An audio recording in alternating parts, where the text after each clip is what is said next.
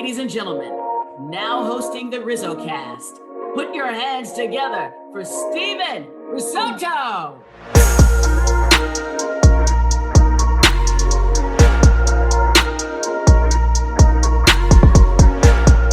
Alrighty, what's going on, everybody, and welcome. This is episode number 121 of RizzoCast. I'm Steven Risotto, and today we are joined by a very special guest. It is none other than Gar Rhinus, and you know him as the batting stance guy. So he joins the show. And Gar, what's going on? Welcome. How you doing? Thrilled to be talking with someone from Pacifica, California. It's just a thrill to be nominated. And repping your, this is as close as I get to any San Francisco State paraphernalia. Yeah, there you go. No, I like it. I love the colors, of course. Did you grow up a Giants fan? Because I know we're going to get into it in just a second. And you're a Bay Area guy. Were you a Giants or A's guy? I mean, did you have any allegiance anywhere? Yeah, so back then, I love for some reason the Minnesota Twins. They were my first real, I'd say like fourth, fifth, sixth grade love. I actually weirdly, because of an old San Francisco Giant named Chris Spire back in the day, my mom went to high school with he and his brother. And so I don't remember Spire on the Giants in the 70s when he was on like the cover of Sports Illustrated and was an all-star. Then he got traded to the Expos. So I really loved the Expos first. And then when Spire started kind of getting moved around, I would kind of move to whatever team he went to. And so when he went to the Twins, I fell in love with the Kent Herbeck Twins. And so for some reason, I like the Twins. And back then, before you were born, Steven, before the Twins and the A's were in the same division, because there was only AL West and AL East. So I hated the A's because they would always knock out the Twins. And so, yes, the Giants locally, I liked the Giants locally. And then not the A's, even though I went to more A's games. And now I look back at the A's kind of fondly. But at the time, they were just better than the Twins, which was a bummer. But yeah, the Giants were the team that I like. I know who the Crazy Crab is, and there were some bad, dark, lean years in the late 70s, early 80s. I mean, it was good. Go look at some of the attendance numbers from Candlestick Park in like the late 70s, early 80s. I mean, we're talking like not 3 million, not 2 million fans, not one, like 590,000. I swear it's like a weekend series now is like what the whole season was for the Giants. Yeah, so like what usually Vanderbilt gets in a season, maybe. So yeah, that makes sense. Yeah, I had to ask. I think I remember reading that in your book, which we'll get to too. So, I was gonna start with, this is Thanksgiving week, and all the food happening and the holiday season going on, and I always see Thanksgiving as kind of the start of the holiday season. I don't care about, Halloween that much, but, Thanksgiving coming up, what are your plans? What's for dinner, most importantly? Well, what's for dinner is the unending plate of all the normal. My wife's from the South, so they sort of like Thanksgiving is kind of a bigger holiday than any other. So it's just the food, the turkey and the fixins. I don't have a good shutoff valve with mashed potatoes, so that's the only thing I actually avoid around Thanksgiving because I just have no shutoff valve with that. So yeah, I would say your garden variety Cracker Barrel Thanksgiving meal. Yeah, I tend to do way too much on the finger food. Like, and then by the time dinner comes around, it's like it's end game already. So yeah, no, hopefully you have a good Thanksgiving and everybody out there has a good Thanksgiving. It's definitely a fun holiday. My sister is in line in South San Francisco right now for a honey baked ham that is like stretching around like a 3-block radius. So no, is she at Costco? Is she at Costco? I mean, I don't even know where she is. Wherever you get honey baked ham. As you can see, I don't have the face of the cook of this operation, so I just show up and eat it. Well, if she's at Costco, there's no hope because like even like it used to be like if you go to Costco like on a weekday, you're safe, and because the weekends are the days you want to avoid Costco. But now it's just nothing. You can't go there at all. So hopefully that she comes back with a nice turkey. Gar, what I appreciate about you is that you're just a total baseball like nut. You're a baseball rat.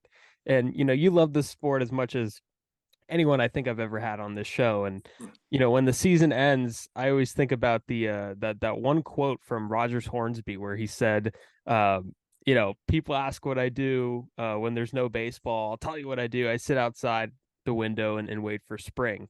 Is Yep. that you, or do you like get into other sports too? Do you get hooked? Are you like Yeah. locked in on free agency? What's Gar Rhinus, the sports fan, like? So that's a fun question. So the timing of when you were recording this, 2 days ago, I went with my wife and the co-writer of the book, of the Mhm. Batting Stance Guy book. His daughter's a freshman at UCLA, so we went to the UCLA USC game on Saturday, which was crazy. And then last night, I took my daughter to the Sunday night game of the Chiefs at the Chargers, which was wild too. Like 2 scores in the final 2 minutes. And so weirdly, my oldest daughter went to college with Justin Herbert in Oh, Oregon. I say that like they were close friends. They literally were in college at the same time at the same school. And then weirdly, she went to the same high school as the Chiefs coach, Andy Reid. So I was like, if I'm ever going to take you to an NFL game, this is the one. And it was great. It was super super fun. So yeah, I like I love the Golden State Warriors. That was the only team we ever had season tickets for. So my dad moved to the Bay Area and like right around when I was born. So let's just say that was in the 1973 era um, specifically. And then so the Warriors went to the finals in I think 75 and 76. My dad bought season tickets in 77 and then he thought he was the curse and we were just like total junk for 40 years. So yeah, we went to a million Run TMC, Terry Teagle, Purvis Short, like your older listeners will remember some bleak year. I mean, if you count the Warriors in those like mid 80s years with the crazy crab Giants, I mean, it was, if it wasn't Joe Montana, it was bleak for Bay Area. I mean, the most interesting thing that would happen would be like the band would run on the field in a Cal Stanford game. Like it was bleak. So yeah, I know I try to see other sports. The my gimmick to keep in touch with my buddies from Syracuse, we started in a fantasy football league like 25 years ago, and just that's kind of the gimmick to keep in touch, to make trades and see how your kids are doing. So yeah, football, basketball. I mean, World Cup. Kind of like going to a parade. I'll partake of it because cool, why not? But I can't name an athlete on any of the teams. yeah. Well, there you go. And I feel like that those 80s, maybe a little bit before, that was like when Crazy George was also making Oh his yeah, name as like a Bay Area icon, and he's still around, in different places, San Jose State and at single A Giants games, San Jose Giants games. So he's all over the place. And being from the Bay Area, I have to imagine, does it confuse you when you're hearing, you turn on ESPN, you turn on MLB Network?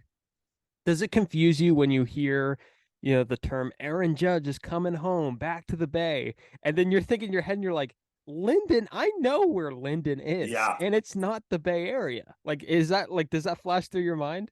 Well, I wonder if he wears 99 because he went to Fresno State and the 99 runs through that town, That's like right. that Yeah. freeway runs up there. So, yeah, well, I feel like the Giants for a while have at least as if we know, but like had been Yeah. rumored to be in the splashiest deal of each of the last, I don't know, 5 off seasons. I mean, I felt like Stanton possibly was coming there. I feel like Bryce Harper, the Giants were in the top, I don't know, 3 in the running for that.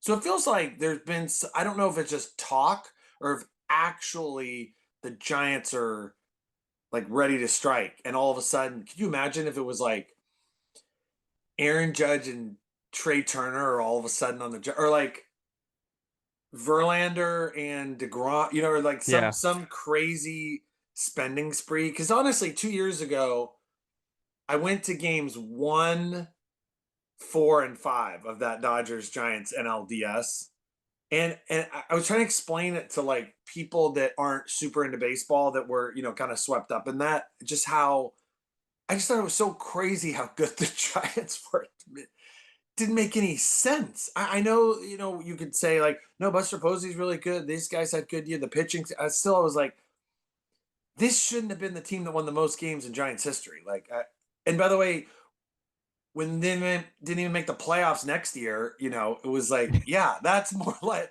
that's what it probably should have been the year before. I was just so dumbfounded Yeah. by how good that team was. So, yeah, I think.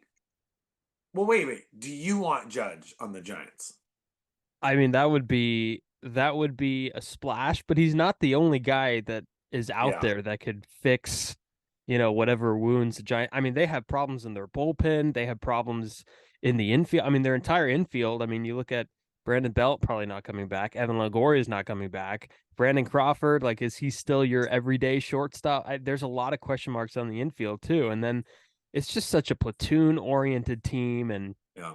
there's so many, like, from a popularity perspective of fans wanting to come out to the ballpark, like the one guy last year that stuck out, which was Jock Peterson. He's going to be back, of course. He accepted the qualifying offer, and you don't know if he's going to even play that game, when you buy a ticket, because there might be a, Yeah.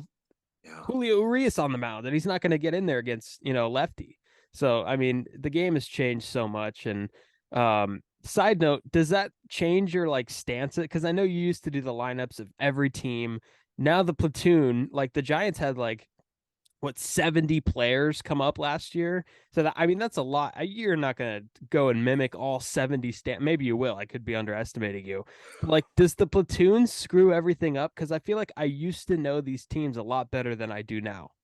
Well, it's not new. So what'll happen is, let's say there'll be some 1986 Mets, the 30 for 30 that came out about the four-parter on New York Mets. So then I would do the lineup from game 7 and be like, hey, you forgot. And it's like, no. Like Lenny Dykstra, Mookie Wilson were platoon, Yeah. like there were platoons back then that for, I don't know, like why didn't this guy start versus this guy? I think in '01 when the Diamondbacks went a long way, like Reggie Sanders had the most home runs and like he didn't start in right game 7. Like there's been platoons for a long time with even the Dodgers would have like Kike Hernandez playing over like somebody that had been an all-star earlier that year, like so it actually happened back then more than you think. It's just our memory is not. And it wasn't so like interchangeable like the Giants. You're right. I mean, truly, like, okay, I know this guy is not going to face a lefty. Like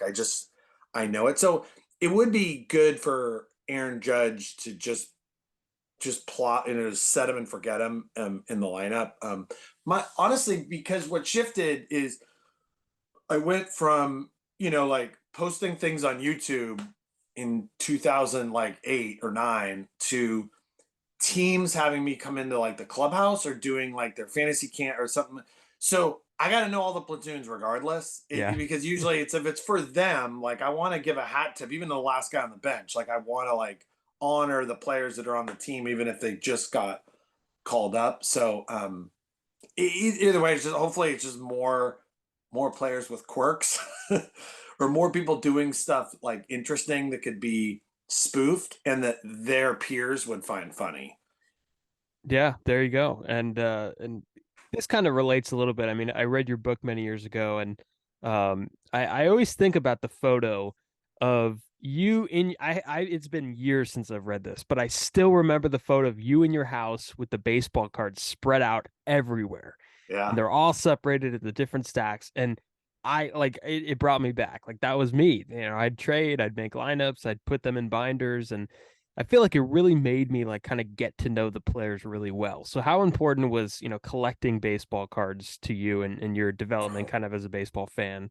Oh, it kind of was it because my parents had these like well, now looking back, goofy rules. And so we weren't allowed to watch much television. Um, so because of that, we literally had to take a 3x5 card and like log right above the phone near the TV, GAR, half hour, different strokes. Like we had 7 hours a week. So the TV just wasn't on, and I have 3 younger siblings.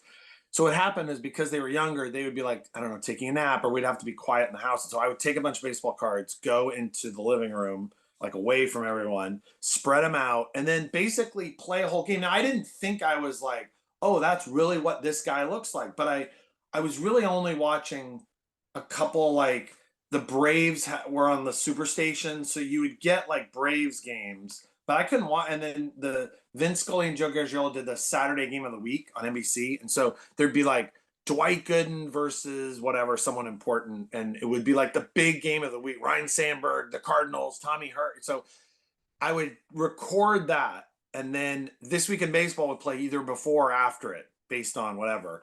And then, so I would just maniacally watch This Week in Baseball every week. So I knew the players from that at the very least. And then I would watch every like World Series game I could. But honestly, it was like playing those, like putting the baseball cards on the ground and then looking at them. And Risotto from Pacifica, I did not think I was doing this then.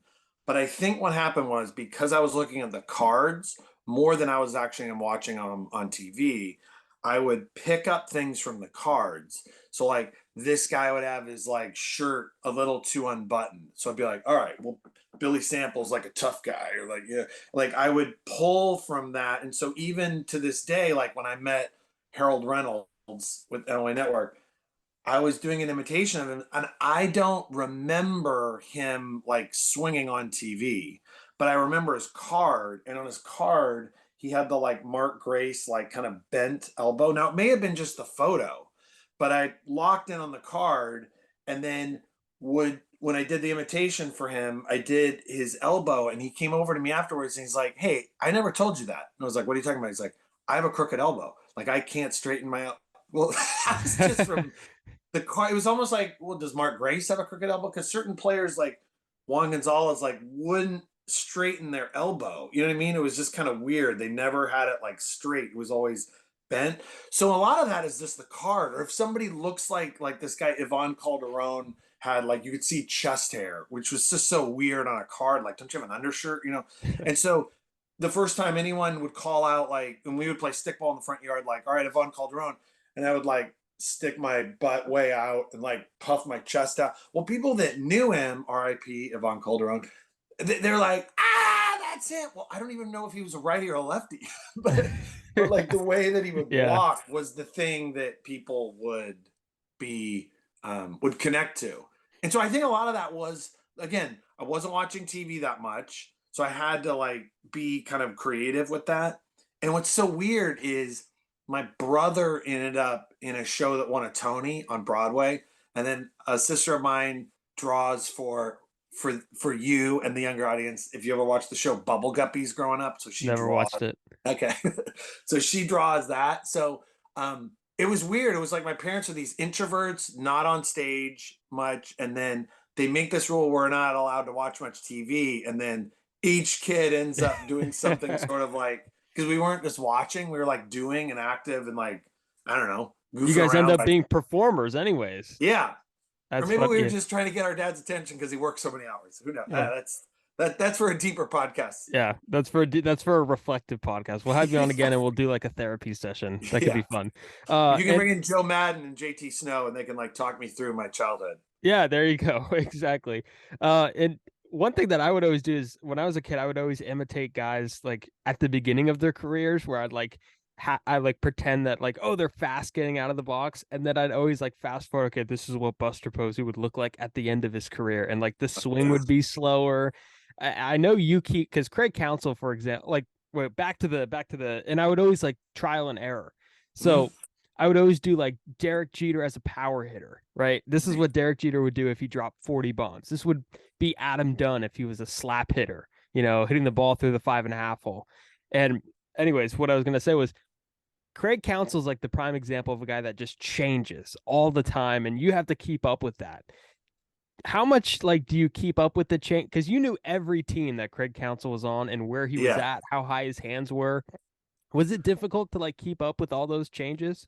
So now the difference between now, so in 2008, 9, like when this kind of thing started, when there was an audience and there was a thing called YouTube, I mean, it was totally crazy and out of the blue. So it took real like effort to where I got to go find like footage on Travis Buck or so a photo just posted. So exactly 14 years ago, like today, pretty much.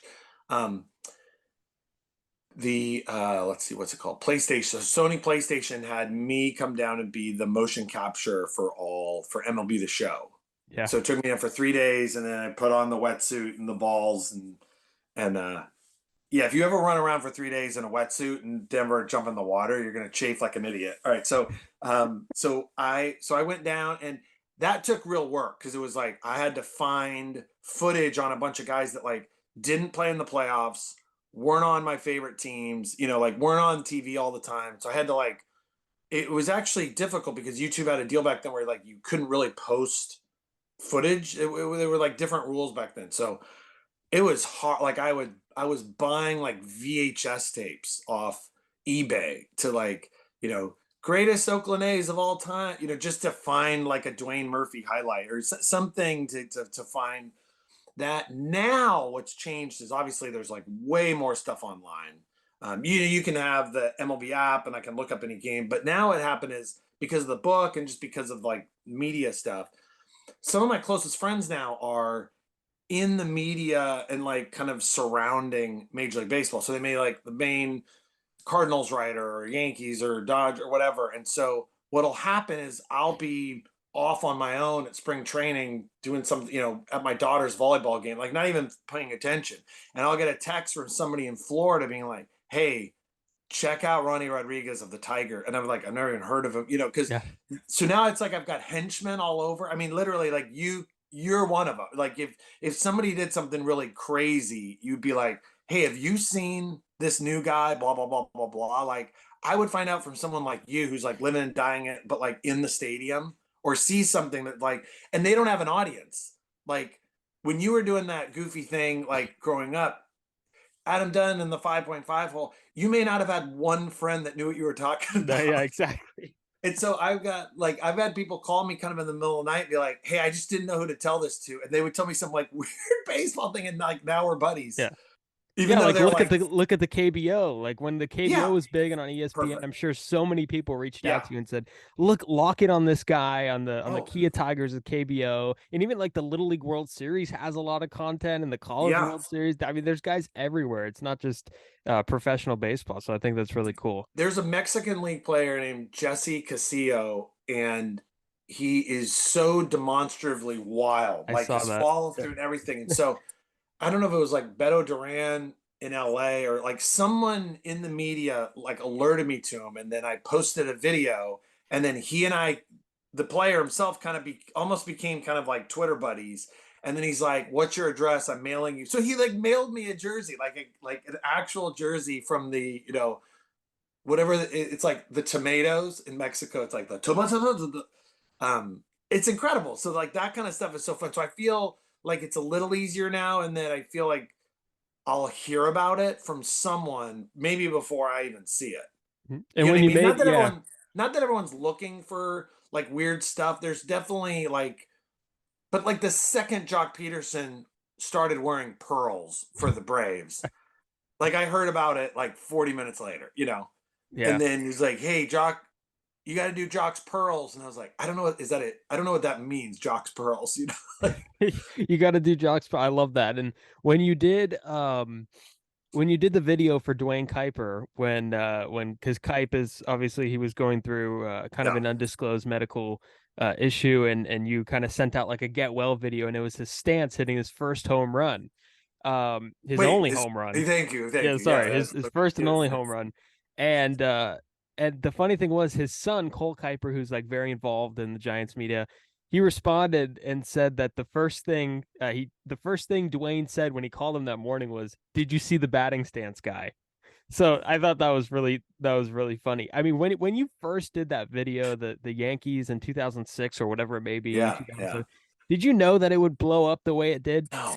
Because I would always like, still to this day, I always find myself, I'll just be with friends or whatever, and I'll go, "Hey, this is batting stance guy, and if you haven't watched baseball this week, here's what you missed." And they go, "What?" And I go, "Oh, nothing." Because I just find it still lives in the back of my head. So did you know it would blow up the way it would?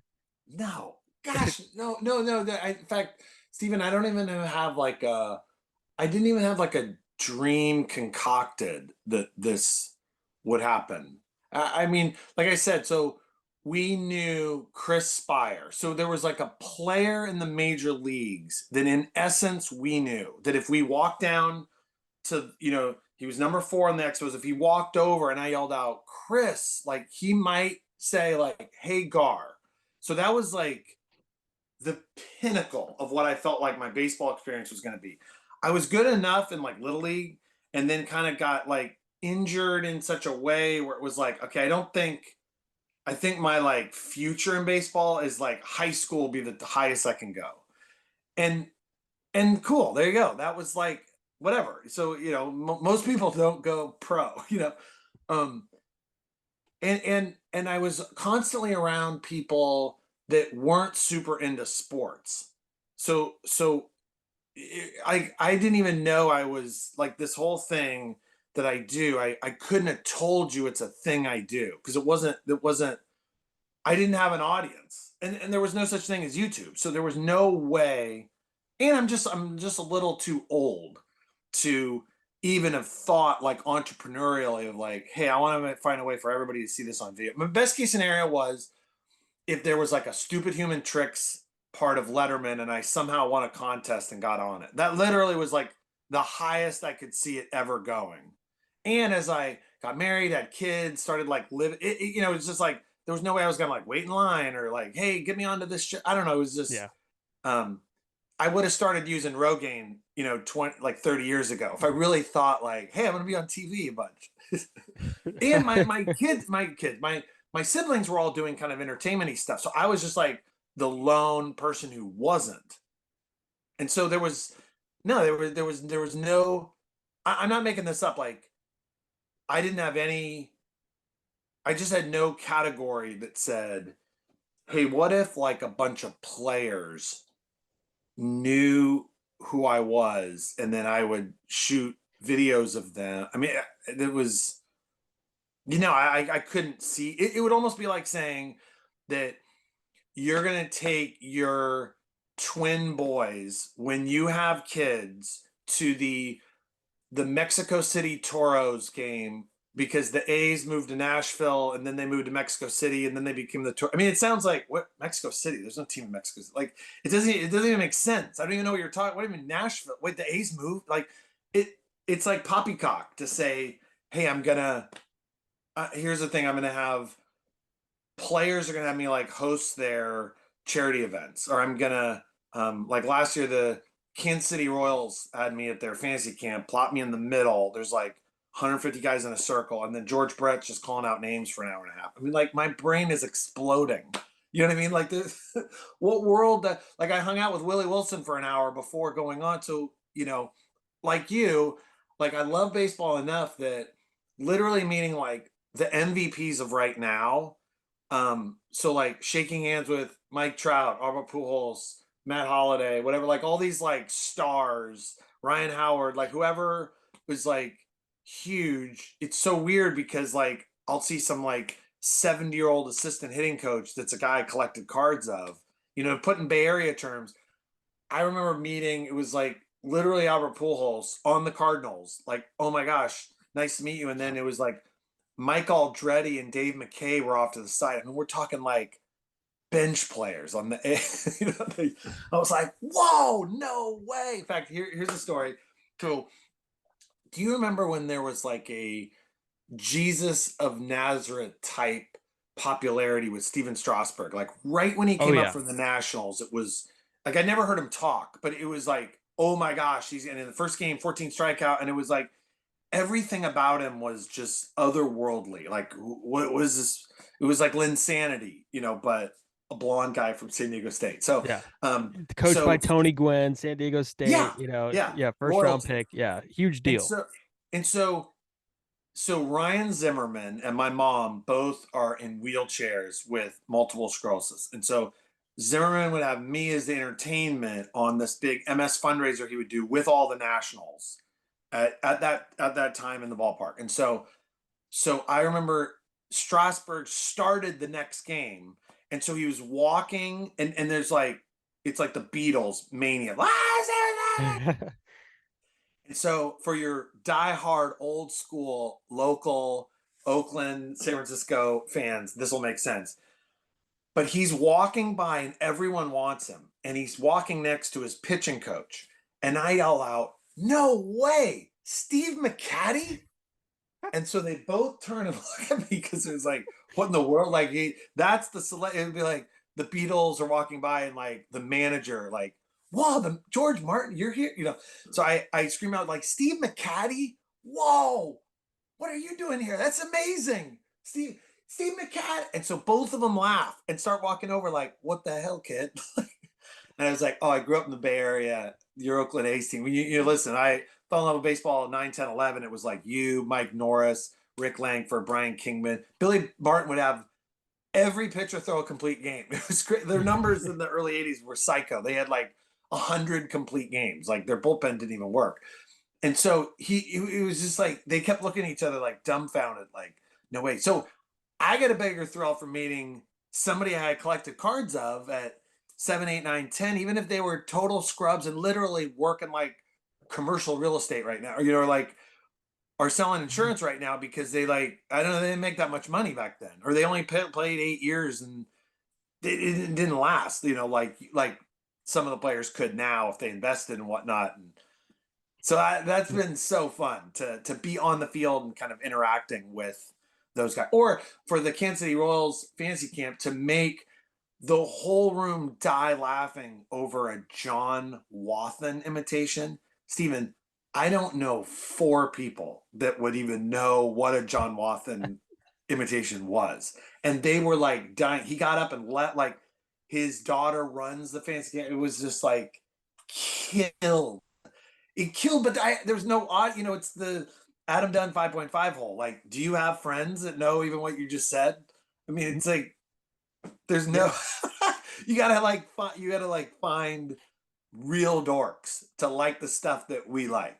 100%. And I've been trying to get like, we're kind of on the same wavelengths here because I've been trying to get Emmanuel Burris. Like that's one of my dream guests to have on this podcast. Emmanuel Burris. I was like, I got it. And he's like now a hitting coach, which is absurd because like, a hitting coach had like Burris, a hitting coach, he had like 1 home run in his career.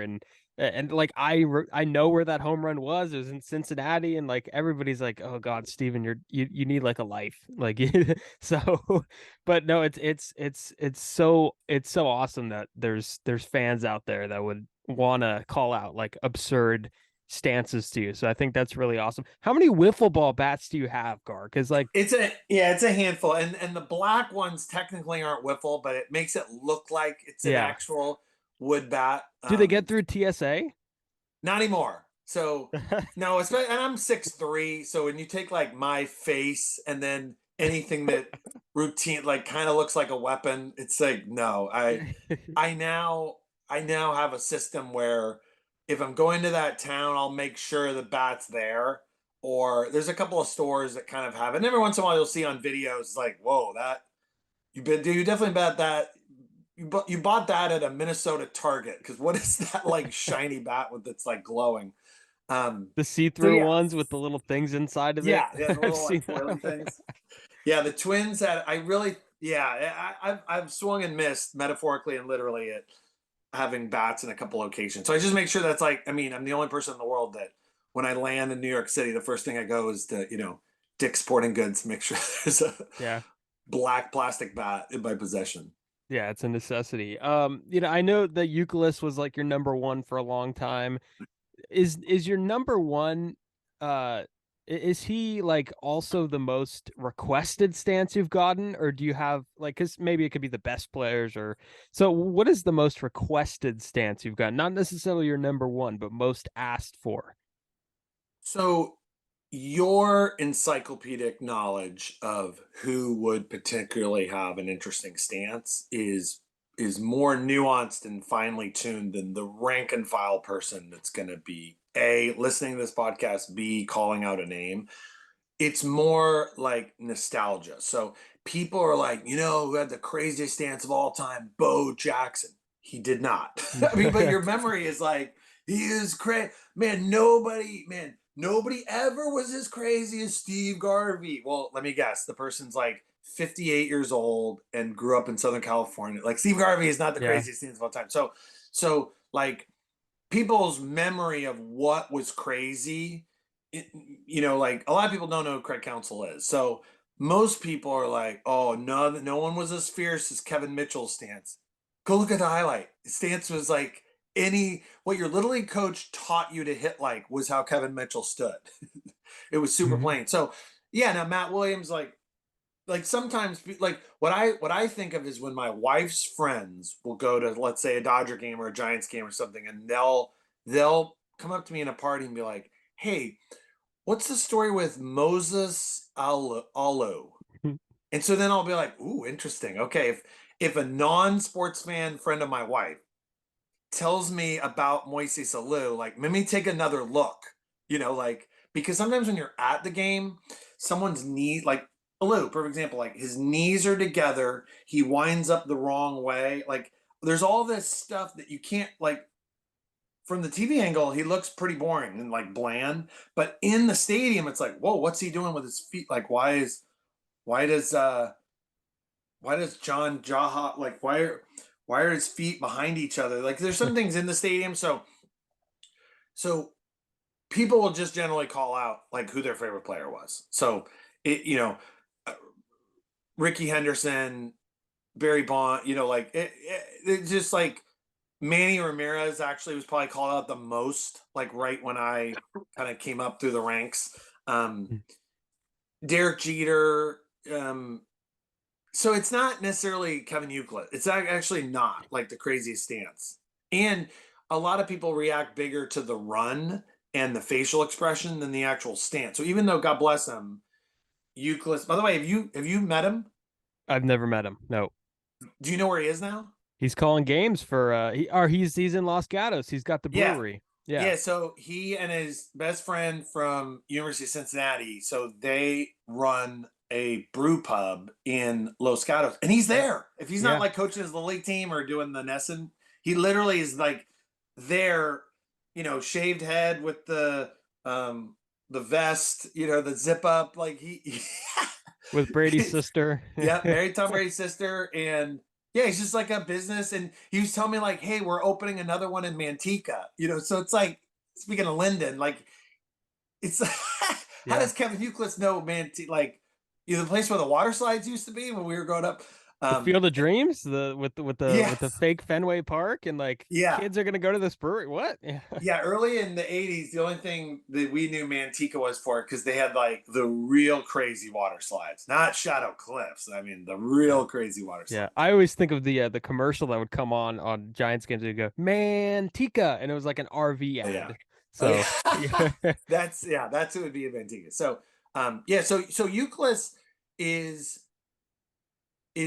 the craziest stance, and then Counsell for sure. But my guess is if you were a band, like people would always call out like wanting to hear your biggest hits. They would want to hear the most popular. So I remember when Adam Dunn, speaking of 5.5 hole, he called out. It's like he wanted. It was like Hunter Pence and Moises Alou, or the one time someone called out Ben Ogilvy. I remember thinking like, oh yeah, okay, wait, this is like when someone knows your B-sides, that's when you're like, okay, yeah, I want to let's do this concert all night, So like I'm buddies with the Sklar brothers, and they're always like, let me see Jose Oquendo from the right and left side. So I'm like, ooh, okay, wait, the answer key behind, it's not just the Manny Pui, like whoever was kind of the biggest at the time. So Adam Dunn, not even on the same team, when he called out Hunter Pence for the first time, I was like, ooh, okay, that's a good one. And then I'm not saying this just because it's Giant centric, but Hunter Pence is the most recent player that every team at some point will call out, will want that imitation. And Julio Franco is the only person that's requested from all ages. So like no 80-year-old asked me for Hanley Ramirez. You know what I mean? Yeah. Like no no 6-year-old wants Stan Musial, whose birthday's today. Like, you know what I'm saying? Like, so certain people are kind of lost to different eras. So when I'm around like 60-year-olds, they all want the same, it's Joe Morgan and Willie Stargell. There's like there's a type, that they'll want, which is like the most interesting kind of famous people from their era. But very few like 6-year-olds are asking for a Pete Rose. I can't wait for like a 6-year-old to like go up to you and go, dude, Dominic DiMaggio. Like that's gonna be the best day of my life. And then you're just gonna be dumbfounded, like what? And then that's when things are starting to get really interesting. Has anybody like been super pissed off by like one of your like maybe not pissed off because I feel like it's a loose enough setting to where they kind of keep their cool and put on a fake smile, but has anybody just gone like, I don't do that, that's not me? Has there been like a negative reaction to it? Yeah, so it's a good question. I would say generally no. Because even if people are like, I don't do that, for the most part, there's other people there. I'm not at, Trot Nixon's house Yeah, by one on himself. You know what I one. mean? Yeah. It's generally there's like 8 people in like working out, and it's like, oh, let's see. And so if I'm bad at it, none of them really react to it. But if it is more or less that person, then if you think back to when you were learning anything about yourself, as men, basically the only reason you know anything about yourself is usually from your junior high friends laughing at you. So let's say you're long-winded and you don't know that. You think you're whatever. And then and then you say, I'm not long-winded, and then all your friends in 8th grade start laughing at you. And it's like, wait, why? Like, I don't know why everyone or like, no, I'm a good dancer, and everyone laughs, and it's like, wait, what? Am I not a good? Like, we're so unself-aware generally that if somebody kind of rips on you and everyone laughs a little too hard, then you're like, wait a minute, what do I? Hold on, I don't. I remember a buddy. I'll name drop him. He's local for you, Paul Sluice.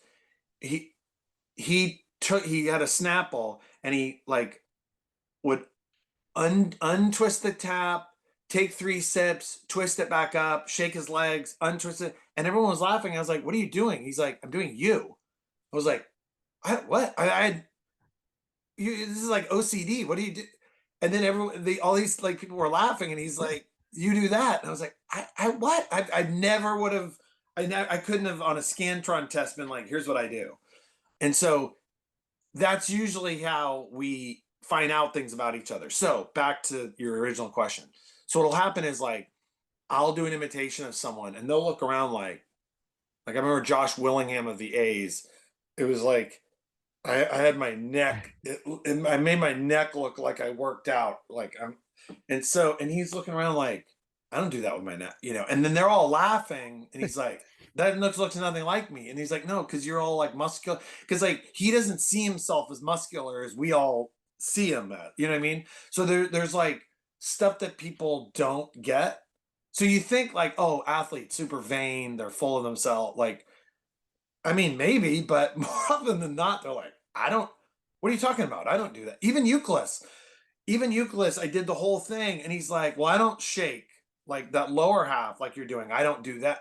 He absolutely does that. Like Yeah. he bounces around, but it's like, and then, so the answer in a solo person is I spent 20 minutes by myself in the Tampa complex where Jeter works out. So he calls me into like his room because there was a bunch of like CAA athletes that were having me imitate all of them.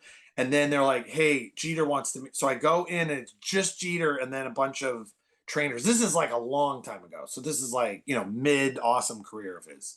Or let's say 5 years before his playing days are over. And so he's like, "All right, let me see me." And then I do all the things, calling for time with your wrist, the like head nod, the like, "All right, now I'm ready." And then everything one by one, he was like systematically saying how he doesn't do any of those things. But it was just him. He's like, no, no, no, no, no. Yeah, he's like, "I don't do that." Like it was so strange. And now the trainers luckily were giving me the eyes like, how does he not know he doesn't do that? But it was just he and I. So it's like, what, just 2 6'3" guys born around the same year. Like, all right, well, I'm not gonna argue. Yeah, you do. Yes, you do. And so it was like, all right, whatever. It went okay. Then he wanted me to imitate some other people. He's like, yeah, he does that. Swisher does do that. Bernie does. And so then 5 years later, the Yankees had me be the entertainment at their final team meal before their opening day in Houston. So this is like 2014. And so then Cashman basically has me go around imitate all the players like from the stage. It was crazy. It was like some like have you I mean, I don't know in college. Have you been to like a lame chicken, it's like dress up nice event where it's like your mom won a sales thing for her real estate Yeah. agency, and it's like the local habitat Jay is gonna like honor a couple people who wants to buy this VCR, and you're like, what VCR? It's like Who wants to see a batting stance of themselves? nobody was the Yankees. So it was Yeah. like that thing I've been in a million times, which is like, do we have to be here? This is I don't want to dress up. I hate dress socks. And then, but it was like, oh, there's Yeah. CC Sabathia is the one standing up saying, all right, do him. So it was like mind blowing. At one point, Cashman said, like, hey, is it okay if we have 2 extra people that are going to come in? I was like, well, yeah, of course. What do you mean? He's like, well, it's Andy Pettit and Reggie Jackson. I was like, yeah, send them in. Let them have dinner at the Yankees dinner. The entertainment. I'm not paying for it. So anyway, so then I was able to say, all right, Derek, great career. It was a great meeting you. So about 5 years ago, Derek wanted me to imitate him. I did it, and he said I have it all wrong. So you guys can help on where I went wrong. And so then I went through it, and Steven, it was to give a reference that's way out of your league. There's a scene in the Blues Brothers, the movie, where like it's like a church service and people are doing like backflips in the aisle. It's like so crazy. The Yankees went like bananas, and like Carlos Beltran's punching Jeter, like Sabathia's standing up, like everyone's high-fiving, Ichiro's in the room, like it was so crazy. And so as a payoff, like 5 years later at the end of the night, shaking everyone's hand, which by the way, your hand, have you ever just like shaken every player on a baseball team's hands? My hands were like, it was like crushed, like all the bones had been like crushed. I was like, hey, Brian McCann, nice. Oh, okay. Mercy, uncle. So at the end, Jeter was like, all right, maybe I do some of that stuff.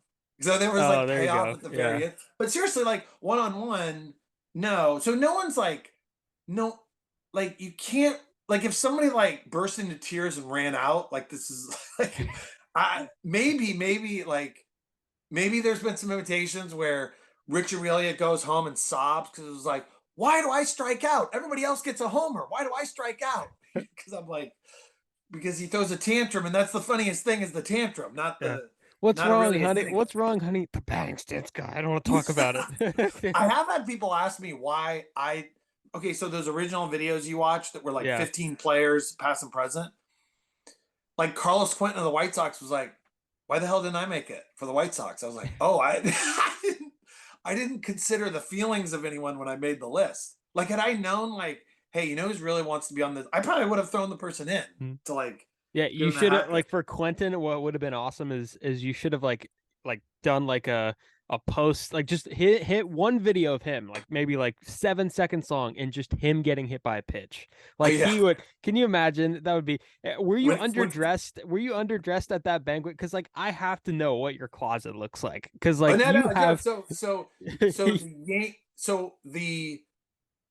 the road Yankee jersey that I wear was handed to me from them right when I went on stage. Okay, yeah.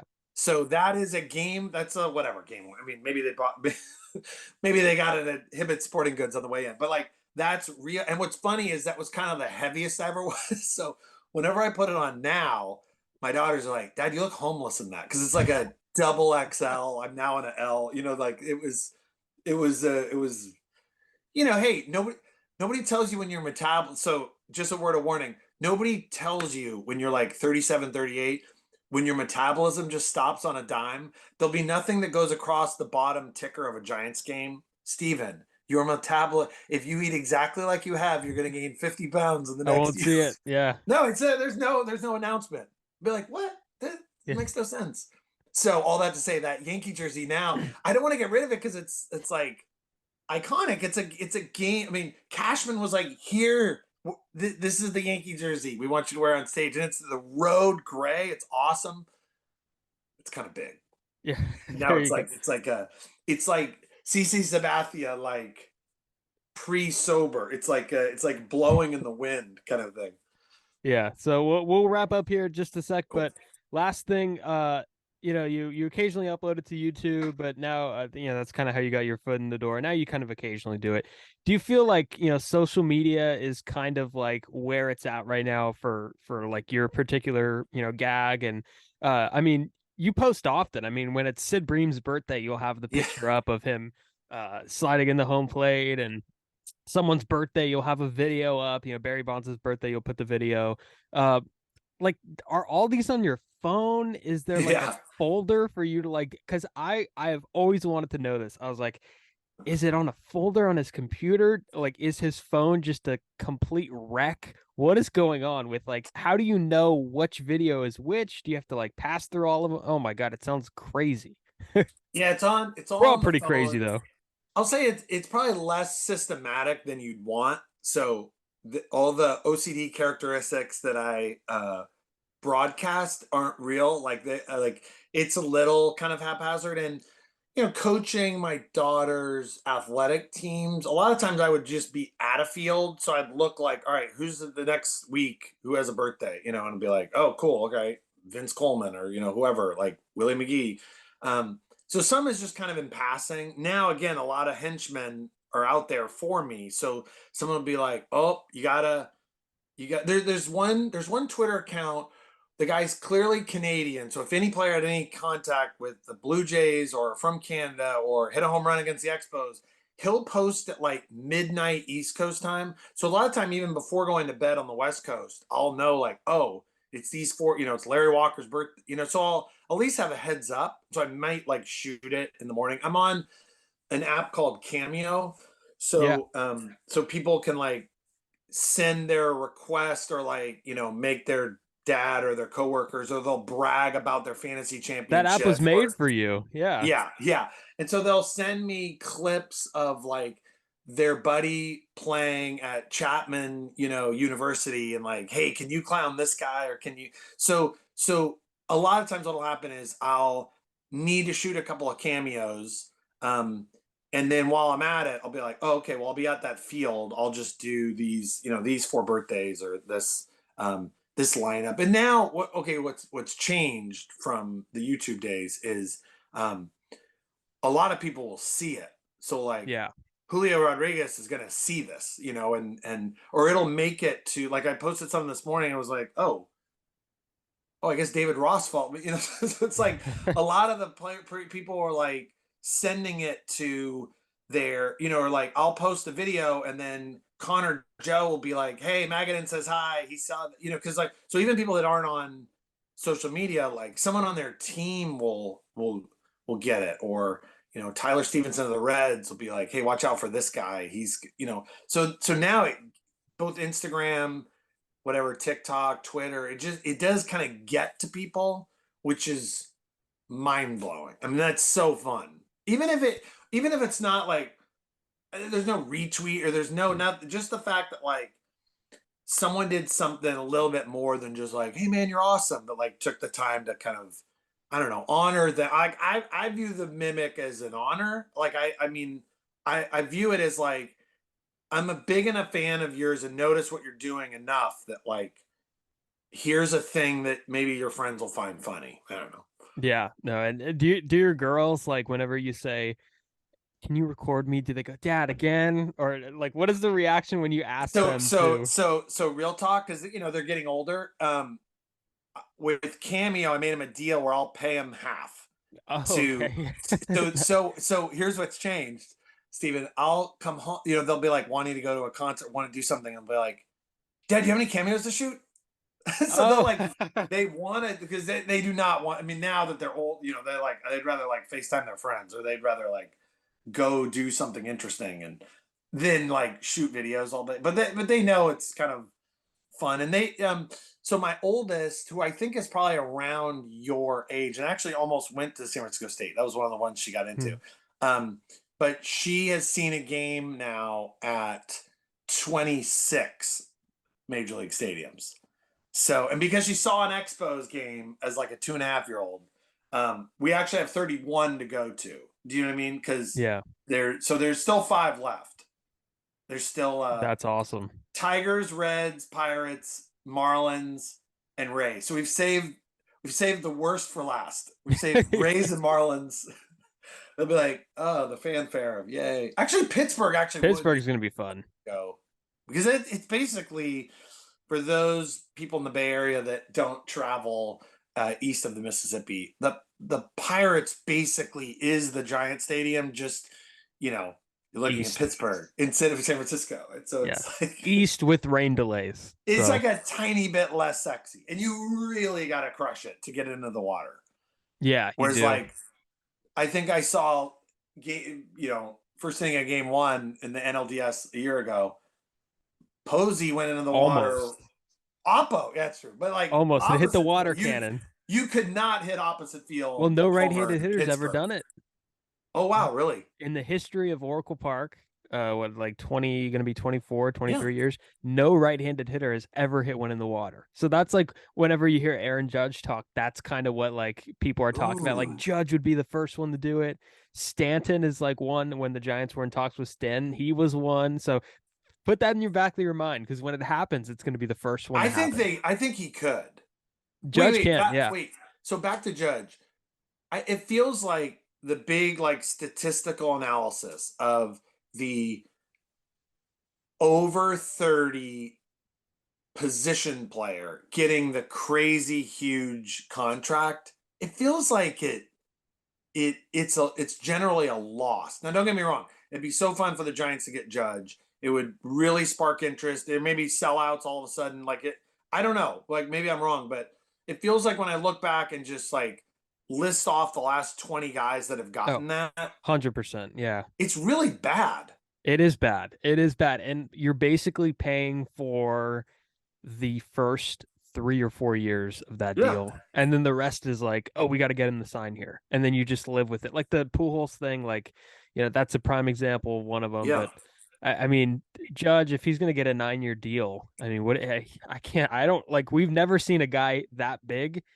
Like maybe Dave Winfield had sustained success, but who has had the success that Aaron Judge has had at his size, going to a different league nonetheless. So, I mean, if he does go to San Francisco, I should mention, but I mean, you'd have to eat the money on that latter part of that deal, I'm sure at some point. So also another study I've seen is the overrated nature of somebody signing with their hometown team. So when you look at like the last 40 guys that signed big contracts, it's like, oh, Anthony Rendon's from Houston. He's definitely going to with the Angels. Oh, Garrett Cole's from LA. He's going to the Yankees. Kershaw, Texas. Oh, Kershaw, Dodger. Like, I don't know. Like, it seems like more often than not, whoever pays the most, like, is Miguel Cabrera from Detroit?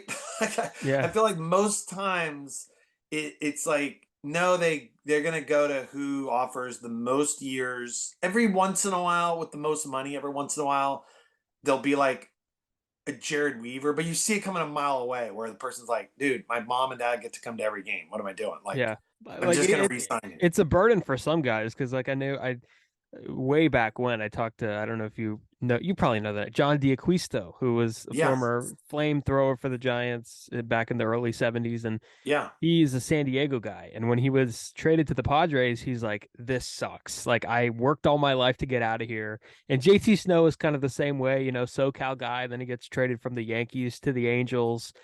He could have been a part of that like dynasty, by the way, in New York, but he was blocked by Mattingly. And JT Snow's in SoCal, and he's like, oh, I got to leave 40 tickets out tonight.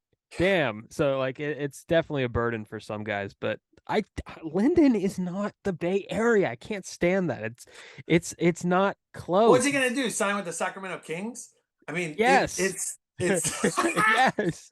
It's the Reno Aces. Yes. The Kings or something. I mean, Stockton Ports. I don't know. Jeez. the Giants are the local team for Linden. It's not the Angels. It's not That's the fair. Padres. Yeah.